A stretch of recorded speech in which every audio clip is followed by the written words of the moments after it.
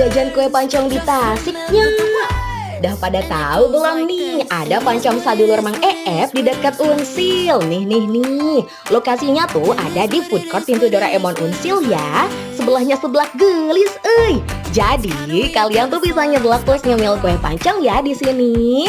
Harganya terjangkau, mulai 8 ribuan aja. Bisa pilih adonan original atau pandan ya. Tingkat kematangannya bisa pilih 3 macam loh. Ada matang, setengah matang, dan 80% matang. Favorit Mimin sih setengah matang ya, jadi bakaran berasa ada lumer-lumernya.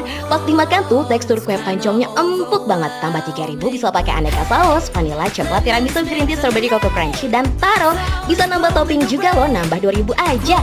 Ada susu, keju, meses, oreo, dan choco chips. Nah, ada menu kue cubit juga loh di sini.